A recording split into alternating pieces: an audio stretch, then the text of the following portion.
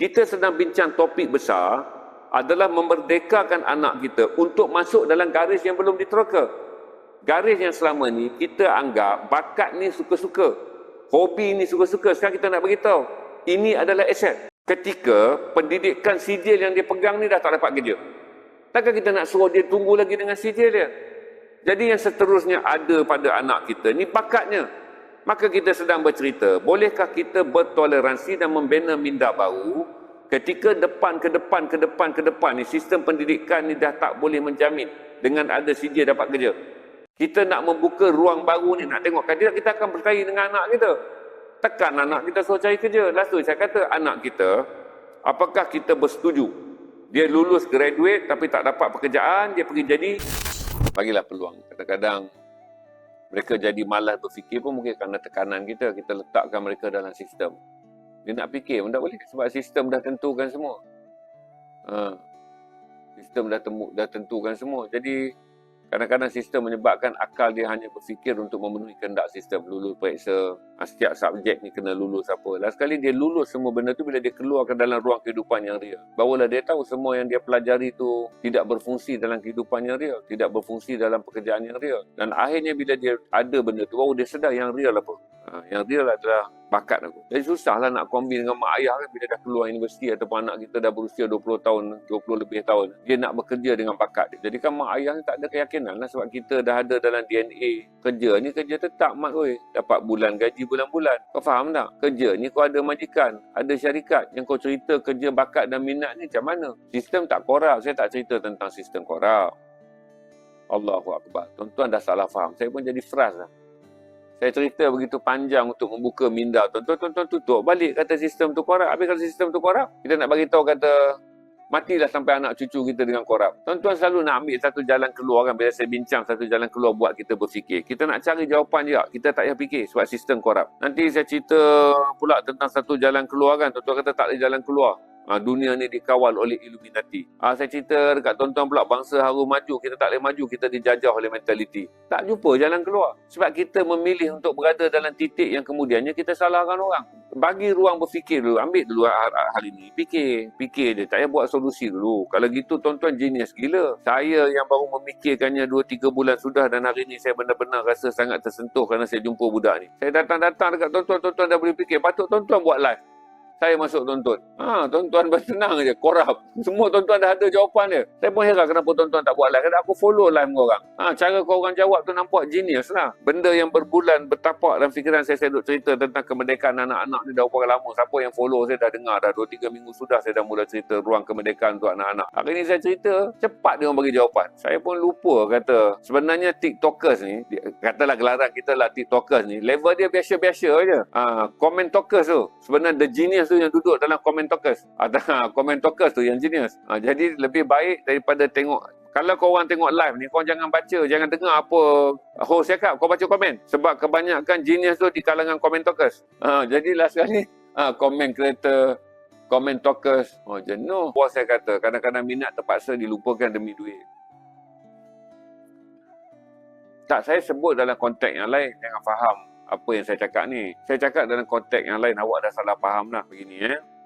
Kerja dengan bos ni maksudnya awak dah selesai lah. Awak tak berada dalam circle saya cerita ni. Berarti ini dipanggil circle stereotype. Siapa yang kerja sekarang ni, kita cerita circle stereotype. Yang kita cerita ni adalah the talented. Circle baru untuk the talented. Kita kena sedar. Kita tak lahir lagi anak-anak Melayu yang stereotype. Yang stereotype. Makan gaji, minat kena korban apa semua.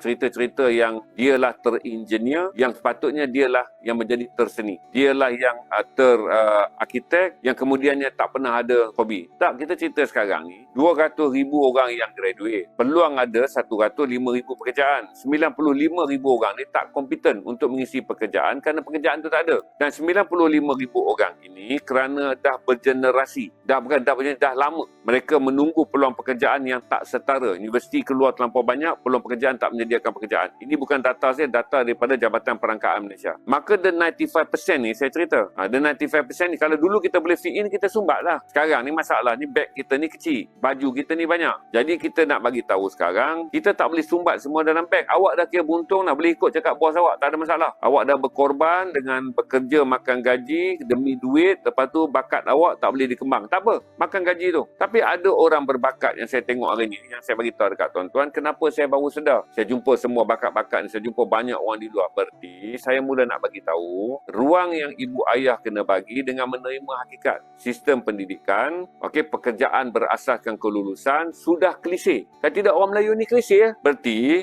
semua bekerja dalam garis yang dah diteroka. Yang kau kerja, yang abang kerja sama ni garis yang dah diteroka. Kita sedang bincang topik besar adalah memerdekakan anak kita untuk masuk dalam garis yang belum diteroka. Garis yang selama ni kita anggap bakat ni suka-suka, hobi ni suka-suka. Sekarang kita nak beritahu, ini adalah aset. Ketika pendidikan sijil yang dia pegang ni dah tak dapat kerja, takkan kita nak suruh dia tunggu lagi dengan sijil dia? Jadi yang seterusnya ada pada anak kita ni bakatnya. Maka kita sedang bercerita, bolehkah kita bertoleransi dan membina minda baru ketika depan ke depan ni sistem pendidikan ni dah tak boleh menjamin dengan ada CJ dapat kerja. Kita nak membuka ruang baru ni, nak tengok kandidat, kita akan berkait dengan anak kita. Tekan anak kita suruh cari kerja. Last tu saya kata, anak kita, apakah kita bersetuju dia lulus graduate tapi tak dapat pekerjaan, dia pergi jadi cashier dekat Watson, gaji 1,700. Dia lulus dalam bidang yang bagus tapi dia tak ada pekerjaan, kita masukkan dia juga dengan sistem. Jadi dia manager dekat franchise, gaji dia 2,300. Sedangkan inilah peluang untuk kita kata,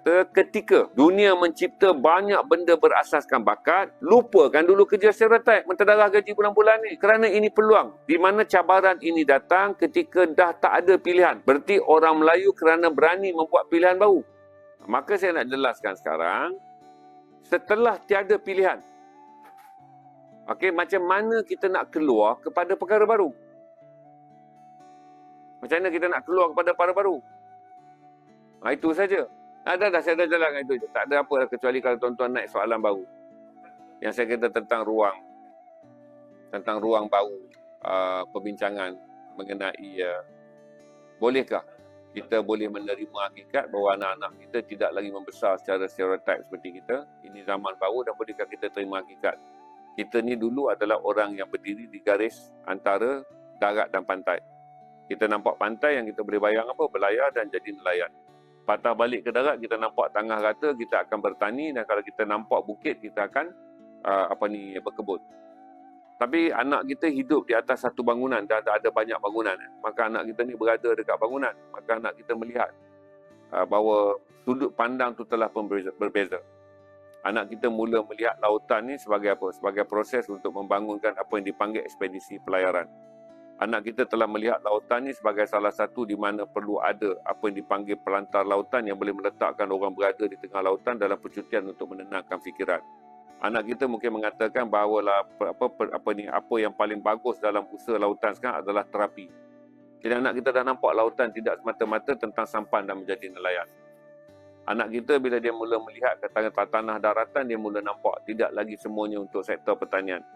Anak kita daratan ni dia nampak sebagai satu tempat di mana dia boleh membina satu tempat, di mana dia boleh mengumpulkan orang lain dan dia memberi latihan kepada hobi yang dia ada, dan hobi ini kemudian berkembang menjadi pusat bakat.